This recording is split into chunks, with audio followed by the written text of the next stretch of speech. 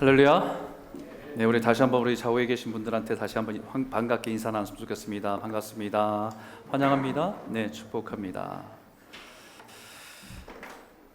네, 오늘 함께 보실 하나님의 말씀은 에베소서 3장 14절에서 21절까지 말씀입니다.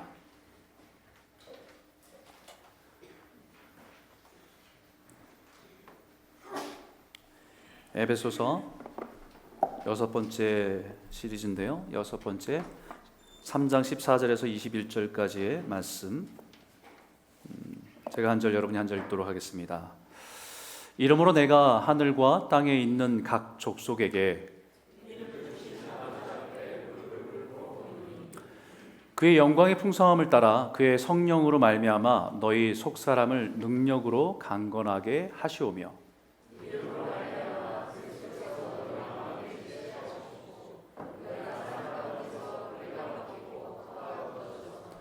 능히 모든 성도와 함께 지식이 넘치는 그리스도의 사랑을 알고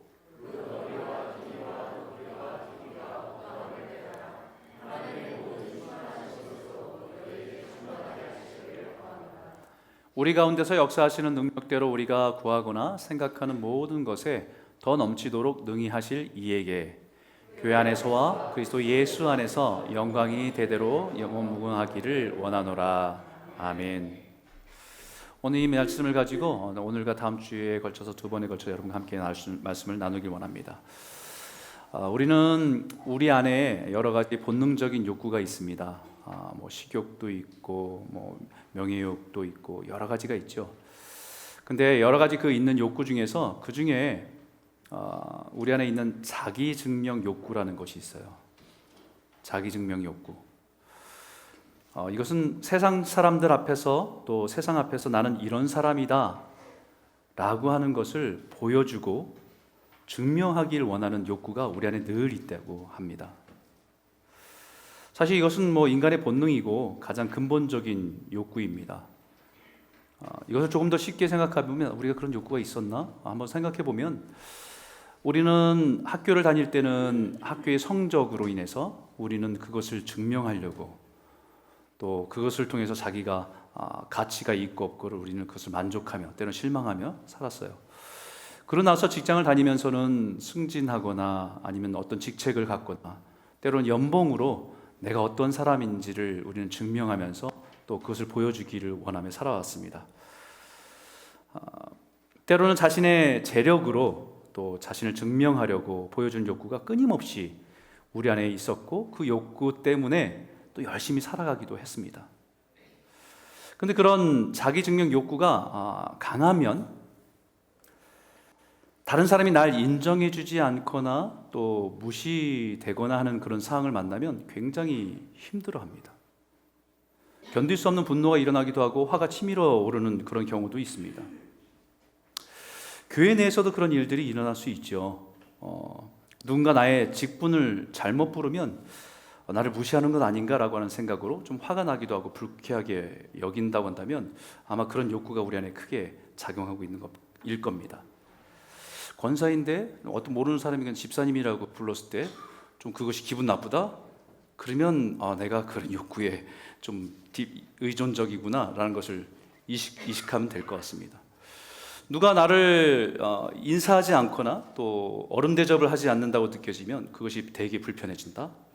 그러면 여전히 나도 내 안엔 자기 증명 욕구 또 혹은 인정받고 싶은 욕구가 늘 우리 안에 살아있다라는 것을 깨닫게 되는 겁니다.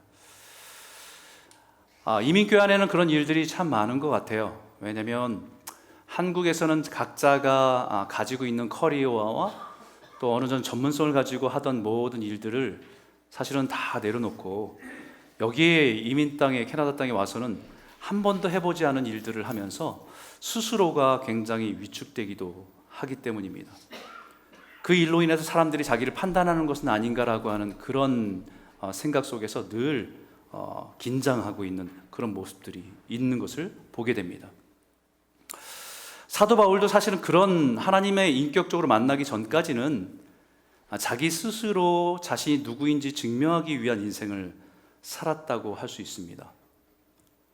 최고의 학교에서 최고의 선생님에게 인정받는 그런 삶을 살고 싶었습니다.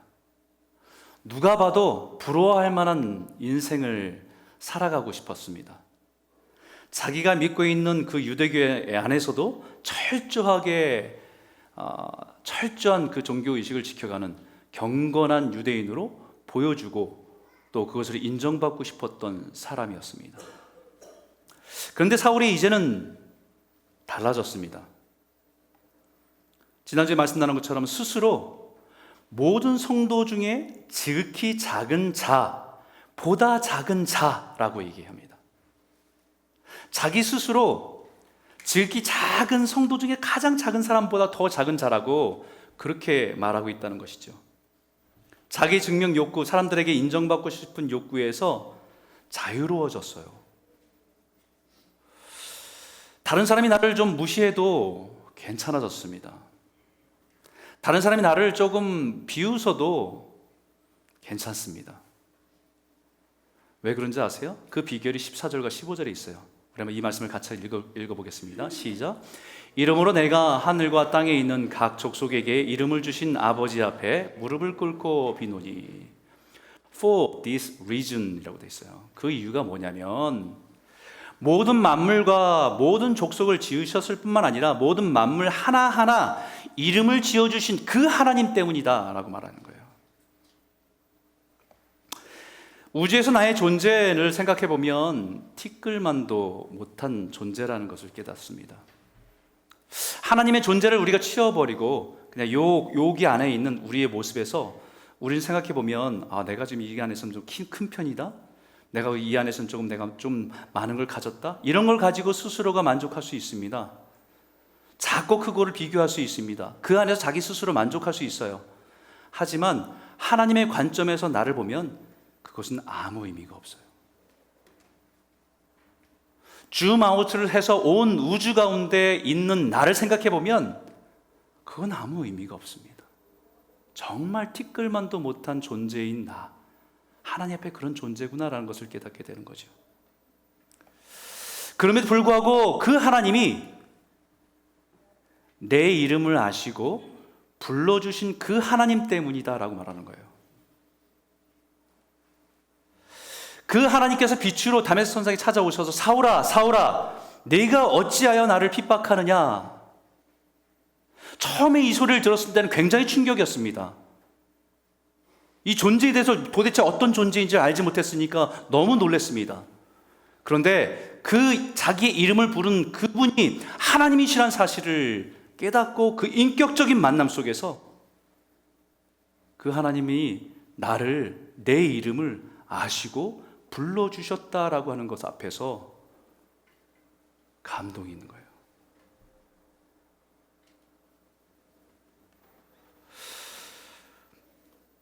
여러분들이 저를 볼 때는 어떻게 보일지 모르지만 저는 MBTI 검사하면 I입니다. I. 내성적인 사람이에요. 그것도 초등학교 때는 스몰 I. 지극히 내성적인 사람이에요. 남들 앞에서 서는 것을 굉장히 무서워했고 저희 아버지가 얘가 앞에 나중에 목사 할 수 있을까라고 걱정할 정도로 내성적인 사람이었어요. 그래서 학교 다니면서는 선생님이 시키는 일은 잘하고 그냥 공부 열심히 했던 그런 아이였습니다. 이 얘기를 했더니 일부 예배 때 옆에서 이렇게 프레젠테이션 하던 아들이 놀래고 쳐다봅니다. 자기가 볼 때 그렇게 보이진 않거든요. 정말 그랬어요. 정말 너무 순진하고 너무 착하고 초등학교 때까지만. 그러던 제가 4학년 때 이제 복도를 지나가는데 한 번은 교장 선생님이 이렇게 걸어오시는 거예요. 그래서 교장 선생님한테 인사를 했죠. 인사를 했더니 교장 선생님이 네가 이홍건이지? 이렇게 물어보시는 거예요. 깜짝 놀랐습니다. 여러분들 여기에 저보다 나이가 많으신 분은 그 학교에 학생들이 그 당시만 해도 얼마나 많았습니까? 엄청나게 많았잖아요. 몇천 명이잖아요. 근데 그 많은 학생 중에서 저를 기억한다는 그 사실이 저는 굉장히 놀랐습니다. 어떻게 저를 기억했는지 모르겠어요. 문제야 리스트 중에서 제 이름이 있었는지 모르겠는데 어쨌든 그분이 나를 기억한다는 사실이 너무 감동적이고 놀랐습니다. 그 다음에 어떤 일이 일어났냐면 교장 선생님이 저기 이렇게 걸어가시잖아요. 그러면 제가 이렇게 돌아가서 마치 우연으로 마주치는 것처럼 그 앞에 달려가서 인사하고 하는 일들이 몇 번 있었어요. 너무 좋았거든요. 서로 인사하면서 그렇게 하는 것이. 여러분, 한 학교의 교장이 내 이름을 알고 불러주는 것도 이렇게 감동인데, 온 우주 만물을 지으신 주인 되신 그 하나님이 자신을 친히 찾아와서 사오라, 사오라. 이 불러주신 그 이름이 얼마나 큰 감동이겠습니까? 이름을 불러준다는 것은 그 사람을 한 사람의 인격체로 존중해 준다는 것입니다. 하나님은 우리를 부르실 때 거기 앉아있는 그 하얀색 옷 입은 거기 누구 있지? 거기 잠깐만 이렇게 부르시지 않았다는 거잖아요. 그냥 무르중에 있는 한 사람이 아니라 그 사람을 정확히 아셔서 그 사람의 이름을 불러주신 것이 하나님께서 사울을 찾아오셔서 사울아, 사울아 불러주신 겁니다. 심지어는 이름을 지어준다는 것은 특별한 관계만이 누릴 수 있는 축복입니다.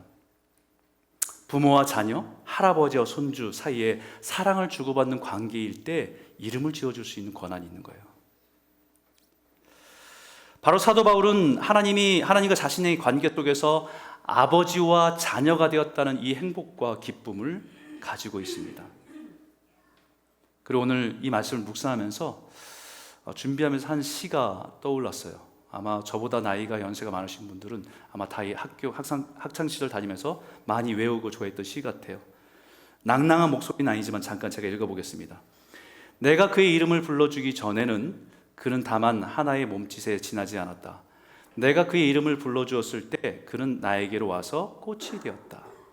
내가 그의 이름을 불러준 것처럼 나의 이 빛깔과 향기에 알맞은 누가 나의 이름을 불러다오. 그에게로 가서 나도 그의 꽃이 되고 싶다. 우리들은 모두 무엇이 되고 싶다. 너는 나에게는, 나는 너에게 잊혀지지 않는 하나의 눈짓이 되고 싶다. 이 시의 제목은 꽃이라고 하는 시고 김춘수 씨라고 하는 유명한 시인의 시입니다. 교과서에도 실려있는 시잖아요. 그래서 많은 분들이 좋아하는데 저는 이 시의 내용 중에서 이게 제일 마음에 들어요.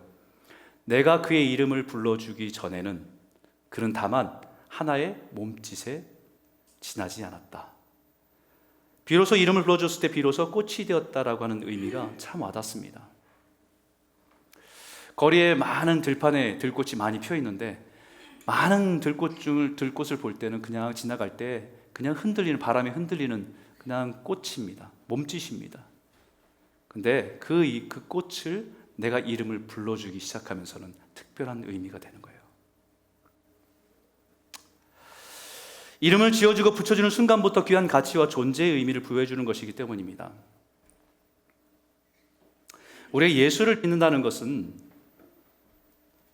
나를 지으시고 나를 아시는 그 주님 안에서 나의 존재의 의미를 찾고 발견하며 살아가는 것입니다. 그래서 나의 이름을 알고 불러주신 그 하나님 안에서 나를 향한 하나님의 사랑과 마음을 알고 그것을 누리고 살아가는 것이 예수를 믿는 거예요. 그것이 주 안에서 누리는 풍성함입니다. 그래서 예수님께서 이 땅에 오신 이유를 이렇게 말씀하셨어요. 내가 온 것은 양으로 생명을 얻게 하고 더 풍성히 얻게 하려는 것이라 라고 말씀하셨습니다. 내가 이 땅에 온 것은 양들에게 생명만 나눠주려고 온 것이 아니라 그 생명도 얻을 뿐만 아니라 풍성히 그 생명을 누리는 삶을 살아가게 하기 위해서 내가 온 거라고 예수님이 분명히 말씀해 주셨어요. 예수를 믿는다는 것은 어느 날 죽어서 천국 가게 되겠지라고 하는 그거 하나만 믿고 사는 게 아니라는 겁니다. 육신은 죽어서 어느 날 땅에 묻힐 수 있지만 흙은 흙으로 돌아가겠지만 우린 영원한 생명을 받아서 죽는 날 우린 천국에 들어가는 생명을 얻겠지라고 하는 그것보다 더 풍성하다는 것입니다. 오늘 이 땅에 살아가는 동안에 그 생명의 능력이 우리 안에 풍성히 누려져서 그 풍성함을 가지고 살아가는 삶을 내가 너에게 주기 위해서 오셨다. 그래서 사도 바울이 이 풍성한 은혜를 아는 사도 바울이 우리에게 기도를 가르쳐주고 있어요. 우리 한번 14절과 16절 한번 읽어볼까요? 함께 읽겠습니다. 시작. 이러므로 내가 하늘과 땅에 있는 각 족속에게 이름을 주신 아버지 앞에 무릎을 꿇고 비노니 그의 영광의 풍성함을 따라 그의 성령으로 말미암아 너희 속사람을 능력으로 강건하게 하시오며. 사도 바울은 하나님께서 풍성하신 분임을 분명히 알고 있기 때문에 기도하고 간구하는데 그 기도의 내용이 우리의 기도와 좀 다릅니다. 그 영광의 풍성함을 따라. 기도와 간구는 하나님이 얼마나 부유하고 풍성한지에 따라 하는 것입니다. 하나님을 아는 만큼 우리는 기도하게 돼 있어요. 우리는 하늘의 비밀을 아는 만큼 그것을 구하고 기도하게 되어 있습니다. 단지 하나님이 이 땅에 살아가는 동안에 도움을 구하면 빵을 주시고 물을 도우시는 분이라고 알면 우리는 그런 문제가 생길 때마다 빵 달라고 물 달라고 내 필요를 채워달라고 구하는 기도밖에 할 수 없어요. 하지만 하나님께서 우리의 모든 삶의 풍성한 분이라고 한다면, 그것을 깨닫게 된다면 우리는 그 풍성한 것을 구하게 되는 것이 기도다라고 말하는 거죠. 오늘 이 사도 바울의 기도를 따라서 우리 예수 믿는 우리의 삶도 죽으면 어느 날 천국 가겠지라고 하는 그런 약속뿐만 아니라 오늘을 사는 우리의 삶에 그 풍성한 은혜와 풍성한 가치를 누리며 살아가는 저와 여러분 모두가 되시길 주의 이름으로 축원합니다. 그 첫 번째 기도의 내용이 우리의 속사람이 강건해지기를 위해서 기도해야 된다는 겁니다. 우리 16절에 있는 말씀입니다. 다시 한번 읽죠. 함께 읽겠습니다. 시작. 그의 영광의 풍성함을 따라 그의 성령으로 말미암아 너희 속사람을 능력으로 강건하게 하시오며. 사실 우리는 영적인 필요보다는 육적인 필요에 더 민감한 사람들이에요. 겉으로 보이는 육체를 만족시키는 것에 우리는 온통 관심을 갖고 있습니다. 좋은 집, 좋은 차, 좋은 옷, 맛있는 음식, 또 성공과 돈의 필요, 이런 것들을 늘 필요로 하고 구하고 살아갑니다. 그런데 우리의 존재는 육으로만 이루어진 존재가 아니라 영과 육으로 이루어진 존재이기 때문에 오늘 본문의 말씀처럼 오늘 본문에 있는 표현을 빌어서 얘기하면 겉사람이 있고 속사람이 있는 존재이기 때문에 우리의 기도는 겉사람뿐만 아니라 속사람에도 관심을 갖고 기도해야 된다는 거죠. 사실 영적인 존재에 대한 깨달음이 있기까지는 속사람에 대한 관심이 없습니다. 평생을 살아도 자기 겉사람에 대해서 보여지는 것에 대해서 관심을 가질 뿐입니다.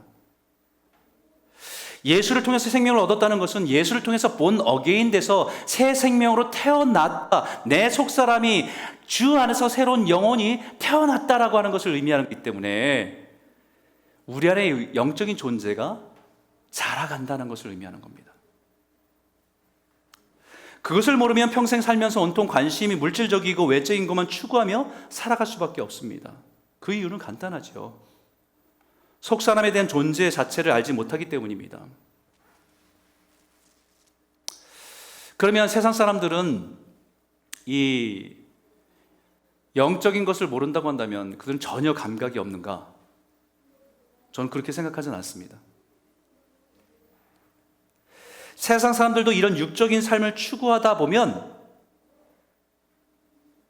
허무하다는 걸 알아요. 어렴풋이 깨닫습니다. 육적인 보여지는 것보다 내면적인 어떤 정신적인 것이 더 중요하다는 것을 그들도 말합니다. 그래서 육적인 것보다 내면에 있는 것을 인지하고 강조하는 표현이 영적인 것을 모를 때는 정신력 혹은 멘탈이라고 표현하면서 말하기도 해요. 멘탈이 강해야 된다, 뭐 이렇게. 그래서 우리가 주변에 있는 여러 가지 일들을 볼 때 세상에 누가 보아도 부러운 조건을 다 가진 사람이 인생의 허무함이 무너지고 극단적인 결정을 하는 것을 보면 사람들 다 하는 말들이 그렇게 말합니다. 그 사람 멘탈이 약해서 그래. 결국 멘탈이 강해야 성공한다. 멘탈이 강해야 행복하다. 멘탈이 강해야 꿈을 이룬다. 뭐 이런 얘기들을 많이 하잖아요. 여러분, 멘탈이 강하다는 것은 무슨 뜻입니까? 멘탈이 강하다. 멘탈이란 말이 라틴어의 멘탈리스라고 하는 단어인데요. 이것은 사람의 마음, 정신을 의미하는 단어입니다. 그러니까 육적인 것보다 더 중요한 게 마음과 정신이 중요하다는 것을 세상 사람들도 강조하는 거잖아요.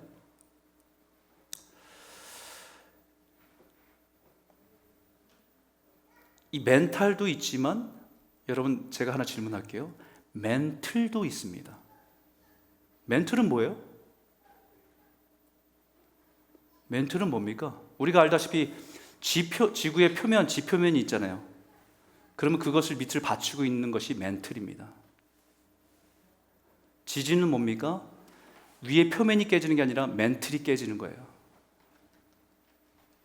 멘틀이 깨지는 겁니다. 보이지 않는 것이 깨질 때 온 세상이 흔들립니다. 멘틀과 멘탈인 거의 같은 어원을 갖고 있어요. 그것은 뭐냐면 보이지 않는 핵이라는 거예요. 중심, 마음, 정신, 사가라고 얘기하면 그 중심에 있는 핵과 같은 겁니다. 겉이 중요한 게 아니라 그 핵이 깨지면 다 깨진다는 거예요. 멘탈이 강하다는 것, 사람들이 얘기하는 멘탈이 강하다는 것은 자기가 생각하는 어떤 어려운 상황과 불안한 상황 속에서 자기가 믿고 있는 바를 굳게 믿고 확고한 믿음으로 서 있는 것을 멘탈이 강하다고 얘기해요. 그 믿음의 내용이 잘 들어보면 나는 잘할 수 있어. 이 어려움은 아무것도 아니야. 지금까지 잘해왔잖아. 조금만 더 견디면 잘 될 거야. 어떻게 보면 자기가 의지하고 자기가 믿고 있는 것에 더 근거를 둬서 믿고 있는 믿음입니다. 그것도 자기 암시와 생각으로 단단해지는 것을 말하는 것입니다. 그런데 결국 자신의 멘탈을 강하게 하던 근거가 무너지고 자신의 삶을 둘러싸고 있는 것들이 무너질 때가 있다는 것입니다.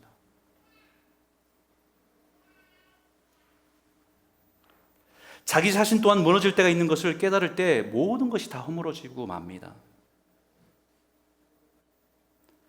사도 바울이 우리에게 속 사람이 강건하기 위해서 기도하라고 하는 것은 멘탈을 강하게 한다는 말이 아닙니다. 우리 안에 영적인 존재에 대한 깨달음에서 시작하는 것입니다. 바로 하나님의 풍성함은 우리의 육적인 삶뿐만 아니라 우리 영을 더 풍성하게 하신다는 것을 아는 것에서 시작하는 겁니다. 우리가 믿고 의지하는 하나님은 우리의 삶의 필요를 채워주시기도 하지만 정말 우리에게 주시길 원하는 것은 우리 영이 주 안에서 풍성하게 자라가기를 원하시는 거예요.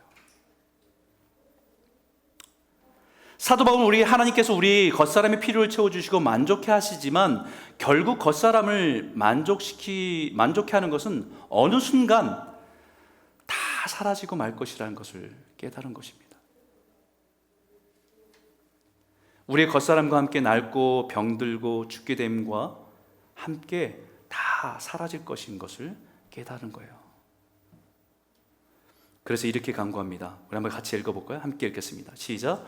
그러므로 우리가 낙심하지 아니하노니 우리의 겉사람은 낡아지나 우리의 속사람은 날로 새로워지는도다.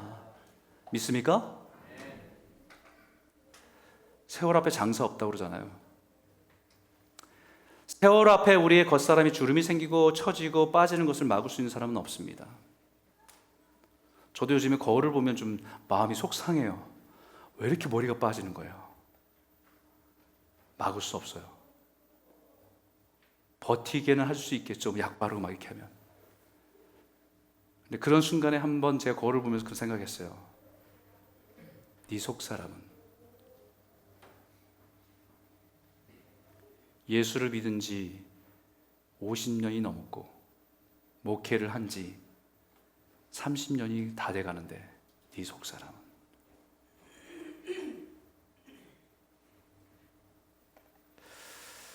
네 속사람은 아직도 여전히 어린아이인가? 내 속사람은 어떤 문제 앞에서 흔들림 없이 강건하게 서 있는 용사와 같은가?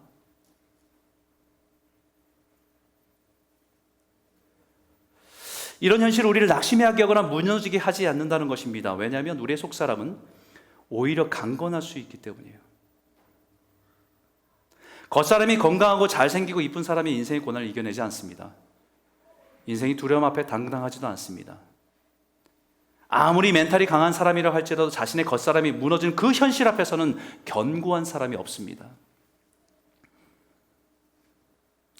우리의 겉사람은 인생의 위기와 인생의 두려움 앞에서 아무런 역할을 하지 못합니다. 우리의 속사람이 강건한 사람이 인생의 위기에서 빛이 납니다. 바로 우리의 속사람은 성령께서 우리의 속사람을 강건케 하신다고 말합니다. 우리 멘탈 코치라고 세상에서는 그렇게 얘기하더라고요. 옆에서 막 멘탈이 흔들리고 막 두려워하고 하면 옆에서 할 수 있어, 할 수 있어 막 격려하면서 같이 이렇게 그 사람을 정신을 잡아주는 사람이 멘탈 코치입니다. 그가 권면하고 하는 구호는 그 사람의 자신감을 불어넣어주고 그 사람의 용기를 내주게 하는 이 구호지만, 성령님은 우리의 영적인 멘탈 코치예요.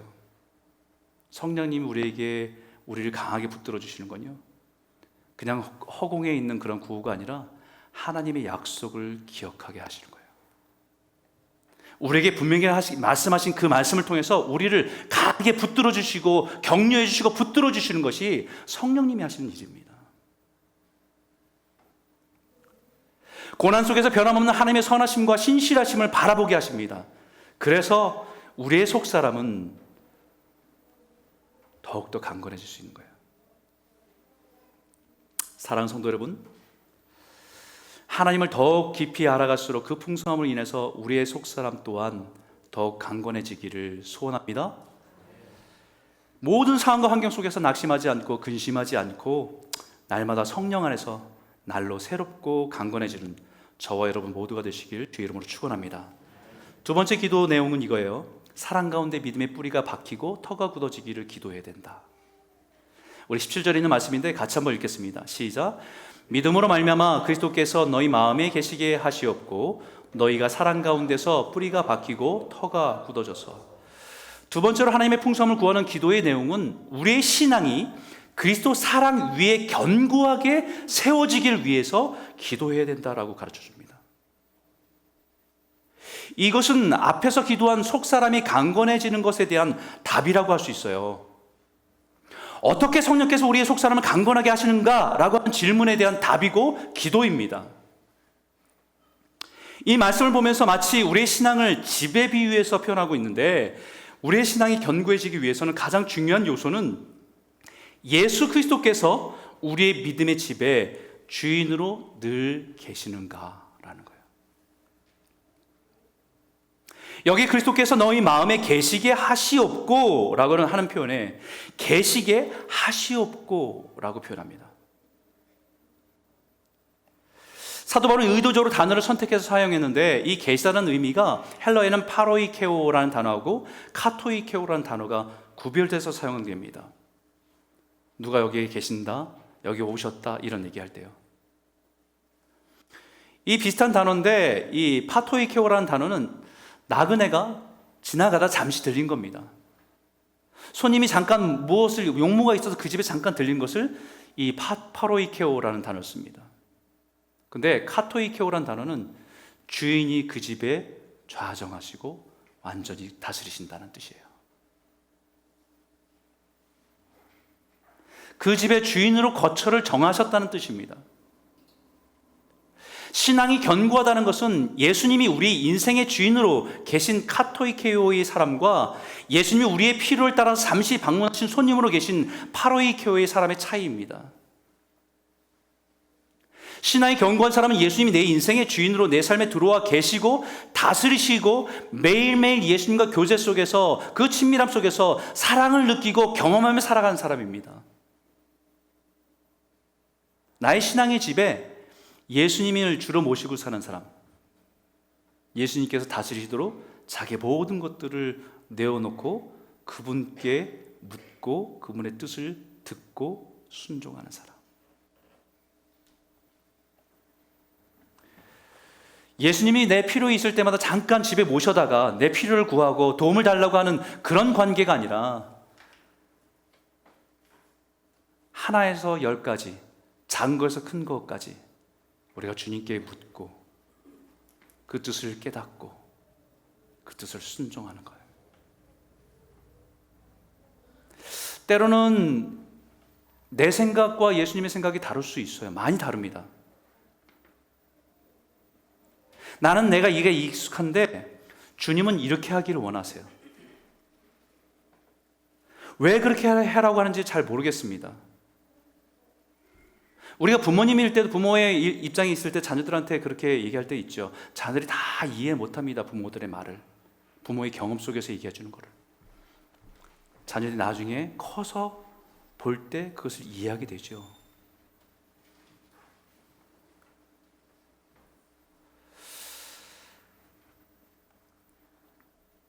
매일매일 주님과 친밀함 속에서 그 사랑을 느끼고 경험하며 살아가는 사람입니다. 지금 다 이해가 안 됐지만 지나고 나니까 합력하여 손을 이루게 하셨구나.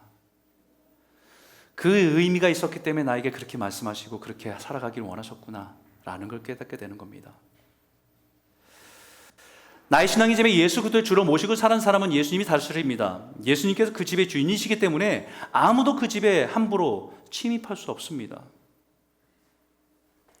그러나 예수님을 손님으로 잠시 모시고 사는 사람의 집은 주인이 없는 집에 도둑이 들고 강도가 들어서 그 집의 중요한 것을 상하게 하거나 빼앗는 것처럼 혼돈과 좌절을 빠질 때가 많습니다. 사단은 속임과 거짓이 그 집에 들어와서 온 집안을 어수선하게 만들고 지저분하게 만듭니다. 내 인생을 엉망으로 만들어버려요. 주인이 없는 집에 인생의 강도와 같은 고난이 우리에게 찾아오면 그 집은 두려움에 휩쓸리고 모든 것이 무너지게 됩니다. 바로 이것을 예수님께 비유로 모래 위에 세운 집과 반석 위에 세운 집의 차이를 말하신 겁니다. 기초가 약한 곳에 세운 집은 결국 인생에 풍랑이 오고 비바람이 칠 때 재난을 피할 수 없지만, 믿음의 반석 위에 세운 집은 기초가 튼튼해서 오히려 고난과 어려움 가운데 그 믿음의 가치가 드러난다. 동일한 신앙을 가지고 있는 것 같아요. 다 평범할 때. 근데 고난이 오면요, 그 사람의 신앙의 기초가 어디에 뿌리를 두고 있는 건가 다 드러납니다. 우리의 삶과 신앙의 뿌리를 어디에 두고 있는가?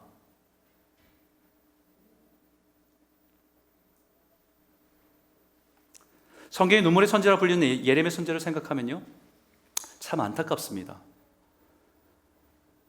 남유다의 가장 마지막 무너지기 바로 직전 사역했던 선지자였기 때문에 너무 힘들게 그 일을 했던 선지자입니다.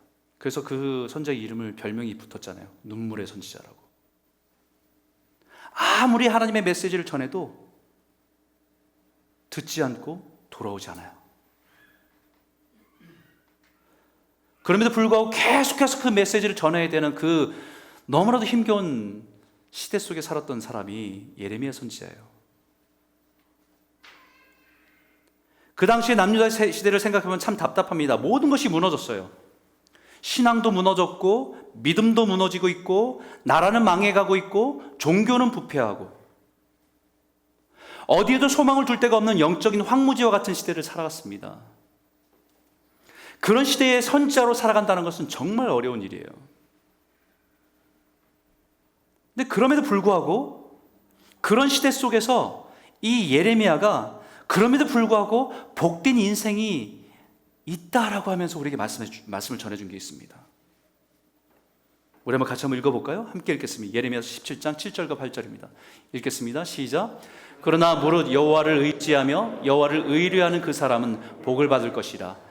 그는 물가에 심어진 나무가 그 뿌리를 강변에 뻗치고 더위가 올지라도 두려워하지 아니하며 그 입이 청정하며 가무는 해에도 걱정이 없고 결실이 그치지 아니함 같으리라.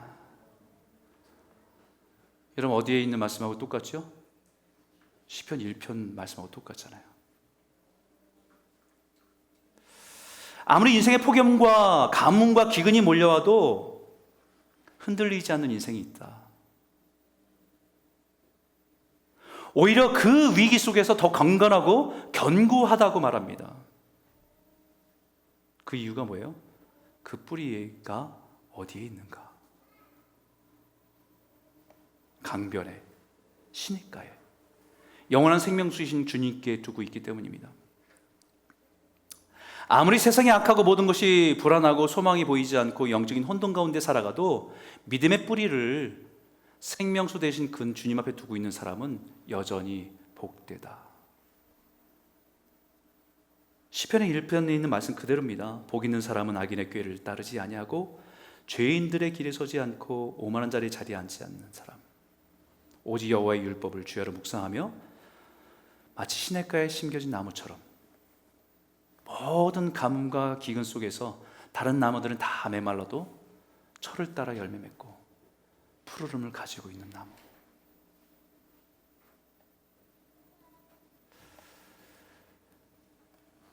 여러분들은 어디에 뿌리를 두고 있습니까? 무엇을 의지하며 살아가고 있습니까? 우리가 의지하던 모든 것들은요, 언젠가 다 흔들릴 때가 옵니다. 모든 것이 불안해지고 요동치는 세상이 옵니다. 지금은 하나님께서 온 세상을 흔드시는 때예요. 히브리서에 이렇게 말씀했습니다. 그때에는 그 소리가 땅을 진동하였거니와 이제는 약속하여 이르시되 내가 또 한 번 땅만 아니라 하늘도 진동하리라 하셨느니라. 이 또 한 번이라 하심은 진동하지 아니하는 것을 영존하게 하기 위하여 진동할 것들 곧 만드신 것들이 변동될 것을 나타내심이라. 그때는 언제냐면요, 주님이 오실 때가 가까우면, 하나님께서 온 만물을 흔드시고 진동하게 하실 때가 있다. 우리는 일반적으로 재물이 많으면 그것이 나를 지켜줄 줄 알았습니다. 번듯한 집 한 채가 가지고 있으면 내 노후가 보장될 줄 알았습니다. 젊음과 건강이 모든 문제를 해결하는 근본적인 힘이 나에게 있다라고 자부했습니다. 그러나 그 모든 것들이 하루아침에 요동치는 것들인 것을 깨닫게 됩니다. 하나님 흔드실 때가 있어요. 하나님 흔드시는 이유가 있습니다. 하나님이 세상의 모든 것들을 흔드실 때가 이유가 있고, 왜 흔드시냐면 막 흔들면 흔들리는 것과 흔들지 않는 것이 있다는 것을 보게 하시는 거예요. 모든 것을 흔드시는 이유는 진동하지 않는 것, 요동치지 않는 것, 견고한 것이 있다는 것을 보라는 것입니다. 이 땅에 만드신 모든 것들은 다 흔들리고 요동치고 무너지지만 흔들리지 않고 요동치지 않는 그것은 오직 하나밖에 없음을 얘기합니다. 이 뒤에 있는 말씀이에요. 같이 한번 읽어볼까요? 함께 읽겠습니다. 시작. 그러므로 우리가 흔들리지 않는 나라를 받았은즉 은혜를 받자. 이로 말미암아 경건함과 두려움으로 하나님을 기쁘시게 섬길지니. 우리가 받은 하나님의 나라는 흔들리지 않는 나라입니다. 요동치지 않는 나라예요. 전쟁으로, 경제 공황으로 흔들리지 않는 나라입니다. 우리는 그 위에 믿음과 삶의 뿌리를 깊게 내리고 견고하게 서 있어야 한다는 것을 말합니다. 세상 사람들이 의지하고 따라가는 길을 따라가는 것은 마치 뭐와 같은 거냐면 썩은 동아줄을 붙들고 사는 것과 똑같은 겁니다.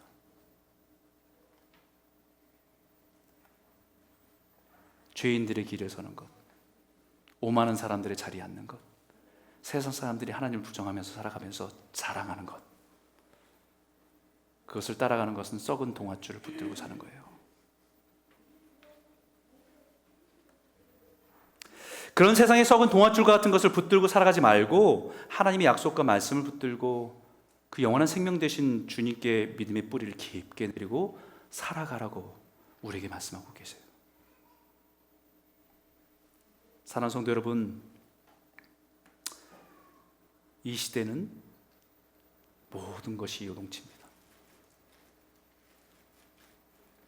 어느 것 하나 우리에게 안정감을 주지 않아요. 정치도, 경제도,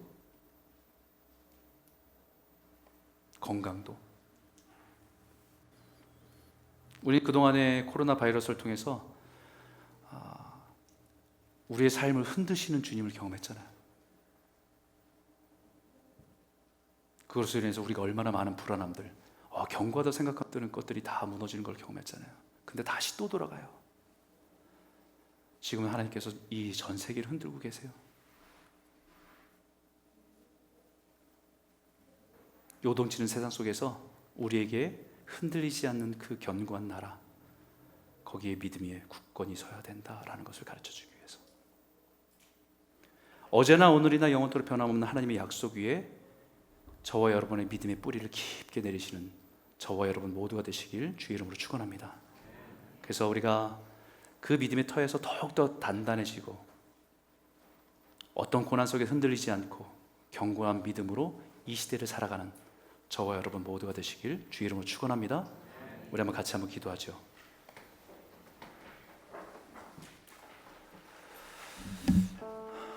오늘 이 말씀을 기억하며 기도했으면 좋겠습니다. 사도 바울이 우리들에게 기도를 가르쳐 줍니다. 사도 바울도 사람들에게 인정받는 삶, 또 인정받고 싶고 자기 삶에 중요한 것을 붙들고 살았는데 그 모든 것들이 험한 것인 것을 깨닫게 됩니다. 그리고 우리에게 풍성한 은혜 가운데 삶의 의미와 가치를 발견하고 매일매일 삶 속에서 하나님이 주신 그 풍성함을 가지고 살아가는 것이 복되다는 것을 말합니다. 겉사람도 있지만 속사람의 강건함을 위해서 기도하라고. 겉사람이 후퇴하는 것은 막을 수 없습니다. 시간의 흐름을 막을 수는 없습니다. 그런데 속사람은요, 주님 안에서 자라갈 수 있습니다.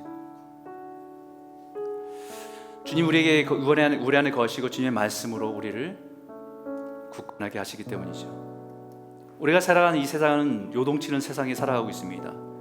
그 요동치는 세상 속에서 우리의 신앙과 삶이 흔들리면 우리의 기초는 세상 위에 있는 겁니다. 오늘 우리가 기도할 때 하나님, 우리의 삶의 뿌리가 주님의 약속하신 그 위에, 그 믿음 위에 견고히 서서 요동치는 세상 속에서 믿음으로 견고히 서서 믿음으로 살아가는 흔들리지 않는 신앙으로 살아갈 수 있도록 우리를 붙들어 주시옵소서. 우리 한번 같이 한번 기도하길 원합니다. 함께 기도하겠습니다. 하나님 아버지 감사합니다. 하나님 아버지 오늘 이 말씀